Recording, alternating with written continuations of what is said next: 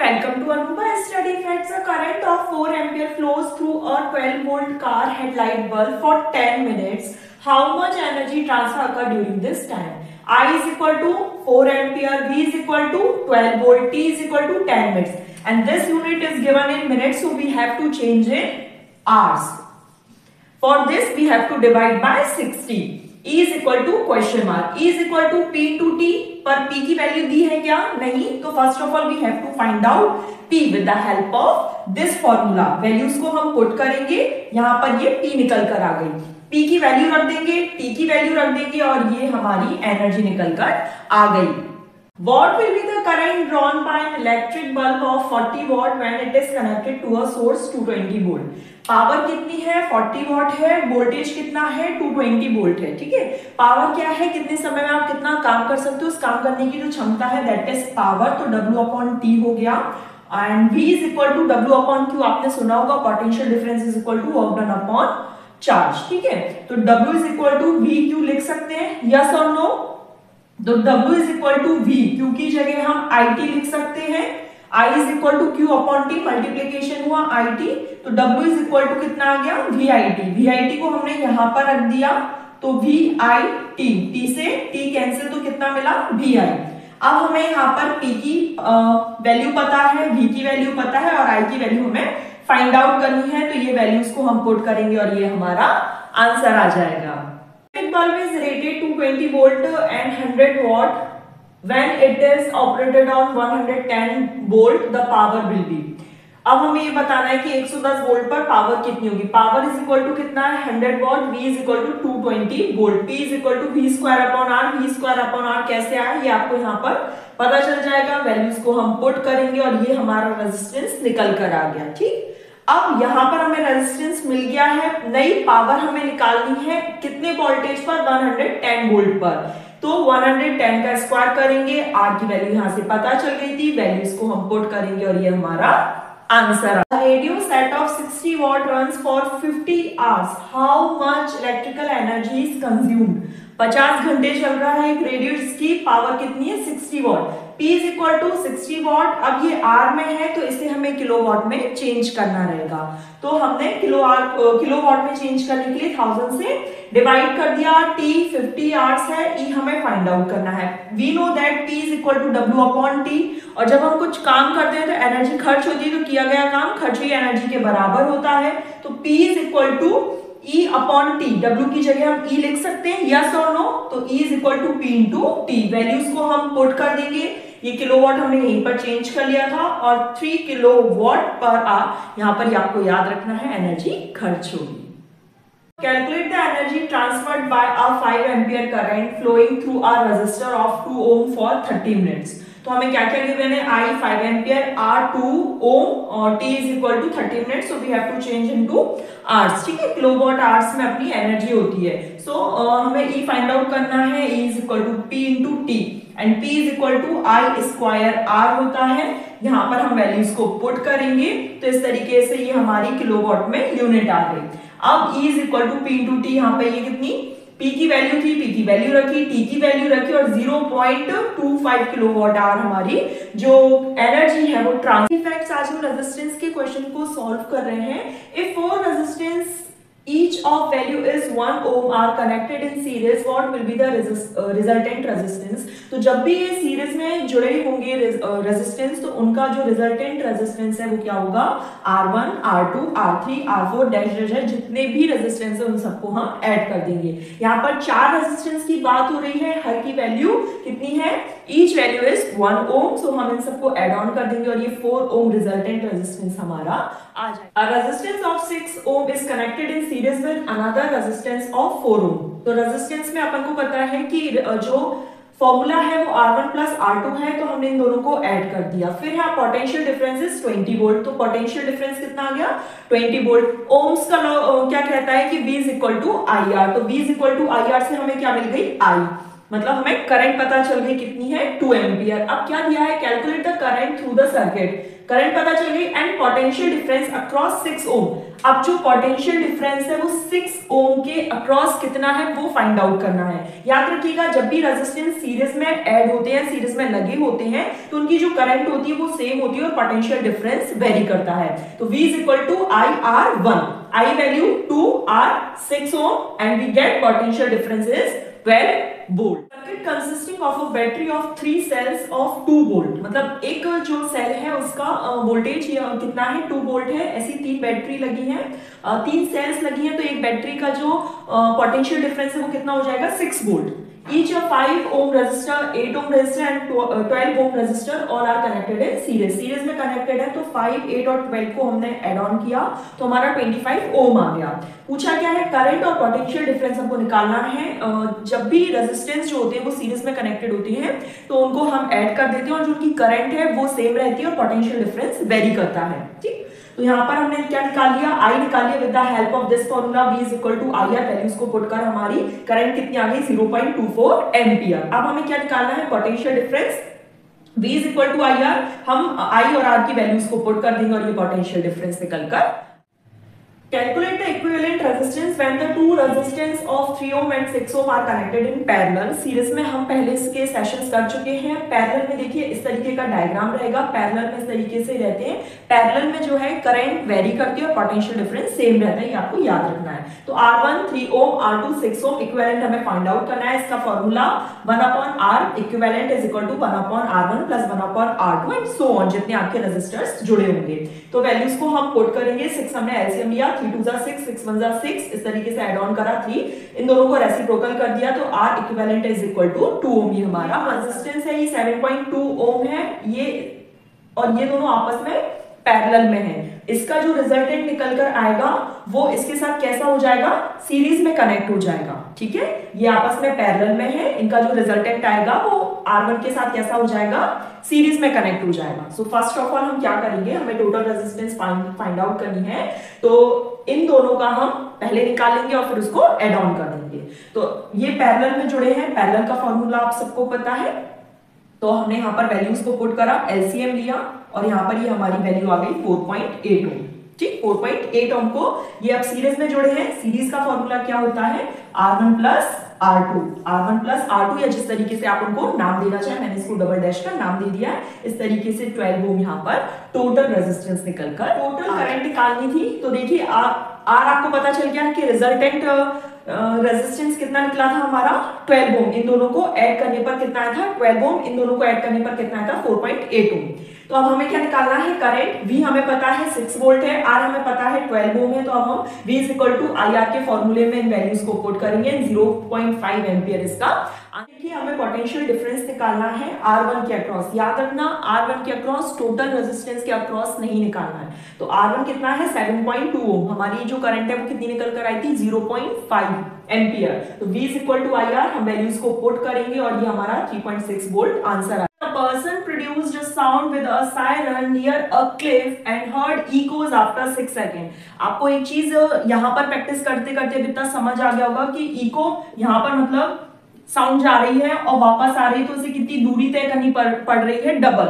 लेकिन पूछा क्या जाता है कि यहाँ पर अगर कोई व्यक्ति खड़ा है और यहाँ पर ये क्लिफ है, मतलब एक चट्टान है, तो इसके बीच की दूरी क्या होगी, इको मतलब डबल डिस्टेंस, और जो पूछा जा रहा है वो केवल सिंगल डिस्टेंस पूछा जाता है। ठीक, स्पीड कितनी है, अब ये 330, डिस्टेंस फाइंड आउट करनी है, टाइम 6 है तो डिस्टेंस कितनी निकल कर आ गई 1980। अब डिस्टेंस किसकी निकालनी है, क्लिफ मतलब सायरन की क्लिफ से डिस्टेंस निकालनी है, इको डबल और जो डिस्टेंस है वो सिंगल, मतलब उसको अब हाफ करना होगा। और ये hears an echo from a cliff 4 seconds after the sound from a powerful cracker is produced, how far away is the cliff from the child। ठीक, तो सबसे पहले हमें क्या निकालना है, हाउ फार अवे डिस्टेंस निकालनी है। स्पीड 330 मीटर पर सेकंड दिया है, टाइम 4 सेकंड दिया है। ठीक है, तो speed is equal to distance upon time. लेकिन ये जो 4 सेकंड लग रहे हैं ये आपको ध्यान रखना है, ये इको का है, मतलब इको वाला टाइम है। यहाँ पर जैसे बच्चा खड़ा है तो सबसे पहले जो फटाका फूटा उसकी जो आवाज आई तो तो दैट इज इको, ठीक है। तो यहाँ पे इसने दो डिस्टेंस कवर करी, सबसे पहले जाने की और फिर आने की। इको मतलब होता है साउंड का वापस टकराकर आना, लेकिन हमें जो डिस्टेंस निकालनी है वो क्या आधी इसलिए करनी पड़ेगी क्योंकि क्या पूछा गया है, क्लिफ और बच्चे के बीच की दूरी। तो with the help of this formula distance कितनी आ गई, 1320, और इस डिस्टेंस को अब हम आधा कर देंगे तो 660 in front of Cliff and here's the echo after 3 seconds. Calculate the distance of man from the cliff if velocity 340. ये क्लिफ और यहाँ पर एक मैन है, इसने फायर की एक राइफल को, अब हमें ये डिस्टेंस बतानी है इन दोनों के बीच की। Velocity 340, time 3 second, distance speed into time से हमने यहाँ पर ये डिस्टेंस निकाल ली। बट ये डिस्टेंस कब है, जब 3 सेकंड बाद इको सुनाई दी, मतलब इको यहाँ से कोई साउंड जाना, टकराकर वापस सुनाई देना, दैट इज इको। लेकिन हमें क्या डिस्टेंस चाहिए, मैन और क्लिफ के बीच की, मतलब वो डिस्टेंस आधी हो जाएगी और हम यहाँ पर डिस्टेंस को आधी कर देंगे और ये हमारा sound wave was measured by Rina as 8 meters. So wavelength is 8 meters. The frequency of sound wave is given as 40 hertz. What's the speed? So we all know that the formula of speed, speed के दो फॉर्मूले हैं। अब कौन सा वाला यहाँ पर अप्लाई होगा ये आपको इससे पता चल जाएगा कि आपको गिवन क्या क्या है। तो आपको फ्रीक्वेंसी और वेवलेंथ गिवन है, स्पीड फाइंड आउट करनी है, तो हम अप्लाई करेंगे speed is equal to frequency into wavelength, multiply करेंगे और ये हमारा wave has a frequency of 2 kilohertz and a wavelength of 45 centimetre. Kilohertz और सेंटीमीटर यूनिट हमेशा सेम होनी चाहिए। It takes 4 seconds to travel. Calculate the distance it travels. ये frequency kilohertz में है, हर्ट्ज में चेंज करेंगे, किलो से हर्ट्ज में चेंज करने के लिए 10 to the power 3। Wavelength centimetre में है, मीटर में चेंज होगी, 100 से डिवाइड करेंगे। अब आपको क्या ट्रेवल डिस्टेंस फाइंड आउट करनी है कि उसने कितना ट्रेवल किया। दो डिस्टेंस के लिए velocity is equal to distance upon time, but हमें क्या वेलोसिटी पता है, नहीं। तो first of all we have to find out velocity with the help of this formula. Velocity is equal to frequency into wavelength. Values को put करेंगे, 900 metre पर second हमारी वेलोसिटी आ गई। टाइम कितना है, 4 सेकंड, वेलोसिटी 900, डिस्टेंस हमको find out करनी है और ये हमारी person is listening to a tone of 500 hertz sitting at a distance of 450 meter from the source of the sound. What's the time interval between successive compression from the source? Frequency कितनी दी है, 500 hertz दी है, distance 450 metre दी हुई है, time interval निकालना है। तो अब time interval का फॉर्मूला आप सबको पता है कि 1 अपॉन फ्रीक्वेंसी होता है। तो हमने वैल्यूज को पुट करा और यहाँ पर 0.002 सेकंड आ गया, या फिर 2 × 10 to the power -3 सेकंड आ गया। देखिए डिस्टेंस कुछ भी दी हो, क्या दिया, हमें जो चीज चाहिए बस हमें केवल उससे मतलब होना चाहिए और हमारा आंसर आ जाए। The wavelength of a sound wave whose frequency is 200 hertz and speed is 440 meter per second in a given medium. First of all we have to find wavelength. तो यहाँ पर हमें जो भी चीजें गिवन होती हैं हम सबसे पहले वो लिखेंगे, frequency 200 hertz, velocity 440 metre, speed is equal to frequency into wavelength. तो वेवलेंथ को हम किससे शो करते हैं, लैम्डा से ही। हमने प्रीवियस क्वेश्चन अगर आपने देखा होगा तो आप लोग को पता होगा, वैल्यूज को पुट करेंगे और ये हमारा आंसर आ जाएगा। इस तरीके का क्वेश्चन हम डिस्कस कर चुके हैं। Hello everyone, welcome to Anuga Study Facts. A simple circuit has a 24 volt battery, so the potential difference is 20 volt, and a resistor of 60 ohm. Resistor 60 ohm, what will be the current? So we all know that according to Ohm's law, V is equal to IR. V कितना है 24, R है 60. Put the value and we get potential difference between 2 points of a wire carrying 2 ampere current is 0.1 volt. So potential difference कितना है 0.1 volt. Ampere is the unit of current. So current कितना है 2 ampere. Calculate the resistance between these points. अब हमको resistance बतानी है, तो हमें जो भी गिवन है हम सबसे पहले वो लिख लेंगे, जो फाइंड आउट करना है वो लिख लेंगे। And according to Ohm's law ये जो रिलेशन है पोटेंशियल डिफरेंस और करंट का, ये ओम्स लॉ शो करता है। तो V is equal to IR, put the value of V and I, जिससे हमें ये रेजिस्टेंस निकल जाएगा 0.0। And electric current draws a current of 3.4 ampere from 220 volt supply line. What current will this electric current draws when connected to 110 volt? जब 220 volt supply हो रहा है, then current है 3.4 ampere, तो 110 volt जब सप्लाई होगा तो क्या उसकी करंट फ्लो होगी, ठीक है। तो ये हमें बताना है, तो यहाँ से आप सीधा हाफ कर सकते हो। 220 वोल्ट था, 110 इसका हाफ हुआ, तो यहाँ पर सीधा हाफ कर दिया। एक तो ये है क्योंकि एग्जाम में हमको टाइम भी देखना है। सेकंड ये है कि with the help of V is equal to I R, ये फॉर्मूला रखेंगे, आर की वैल्यू निकालेंगे, 64.7 ओम आ गई। और ये जो हमें नई करंट निकालनी है, यहाँ पर हम आर और V की वैल्यू से आई की वैल्यू हम इजीली निकालेंगे, तो 1.7 ampere. Length 2 metre and area of cross section 1.7 into 10 to the power minus 6 meter square has a resistance of 2 into 10 to the power minus 2 ohm. Ohm is the unit of resistance. तो हमें resistance पता है, cross section area पता है, length पता है, अब हमें रेजिस्टिविटी निकालनी है, ठीक है। तो रेजिस्टिविटी का फॉर्मूला होता है resistance into area upon length. तो रेजिस्टिविटी एक तरीके से करंट को अपोज करने की जो कैपेसिटी है वो होती है। वैल्यूज को हम पुट करेंगे, 2 से 2 कैंसिल हो जाएगा, 1.78 एज इट इज आ जाएगा, -6 -2 है तो -8 आ जाएगा। Ohm meter is the unit.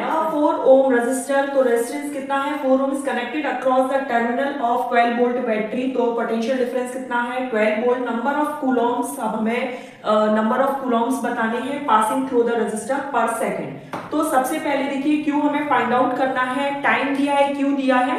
तो हमें एक चीज कहीं ना कहीं याद आ रही होगी कि I is equal to Q upon T होता है। With the help of this formula हम कूलम्स ज्ञात कर सकते हैं, फाइंड आउट कर सकते हैं। बट I यहाँ पर गिवन है क्या, नहीं, I गिवन नहीं है, लेकिन V और R गिवन है। तो with the help of Ohm's formula हम I फाइंड आउट करेंगे। I आ गया हमारा 3 है। Having power rating of 350 watt, power कितनी है, 350 वॉट है, इसको हमने किलोवाट में चेंज कर लिया। ऑपरेट फॉर 10 आवर्स, टाइम कितना है 10 आवर्स, और कितने दिनों तक, 30 दिनों तक, मतलब 300 घंटे हो गए। 10 घंटे एक दिन में, तो 30 दिन में कितने, 300 घंटे एनर्जी हमको फाइंड आउट करनी है, ताकि हम ये बता पाए कि टोटल कितनी यूनिट आई, और एक यूनिट का रुपए इतना लग रहा है, तो जितनी यूनिट निकल कर आएगी उसको हम मल्टीप्लाई कर देंगे। तो यहाँ पर हमने वैल्यूज को पुट करा, यूनिट कितनी निकल कर आई, 105 kilowatt hour. 1 kilowatt hour unit कितनी, 3 रुपए 40 पैसा खर्च लेती है, तो 105 यूनिट कितना खर्च लेगी, 357 रुपया। Bulb is rated eight 200 volt and 100 what, तो पावर कितनी है, 100 वॉट है, और V कितना है, 200 वोल्ट है। What is its resistance, resistance find out करनी है। P is equal to V square R। आपने पिछले सेशंस देखे होंगे तो आपको पता होगा ये कैसे आया। वैल्यूज को हमने पुट करा और रेजिस्टेंस कितना आ गया, 400 ओम।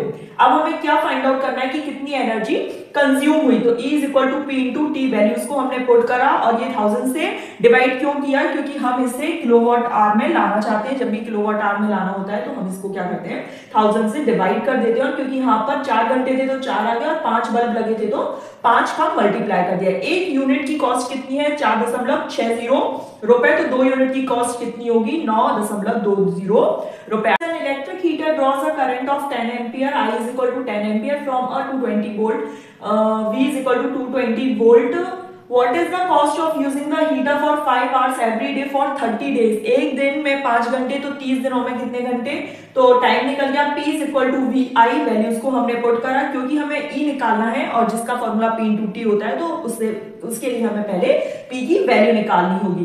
P की वैल्यू हमने जैसे ही निकाली, हमने वैल्यूज को पुट करा, तो यहाँ पर ये कितनी यूनिट निकल कर आ गई, मतलब 330 यूनिट। एक यूनिट की जो कॉस्ट है वो कितनी है, 5 रुपीज 2 पैसे। 330 यूनिट की जो कॉस्ट है वो कितनी होगी, तो 1716 रुपीज। आई होप आपको ये सेशन पसंद आया तो do like share and subscribe.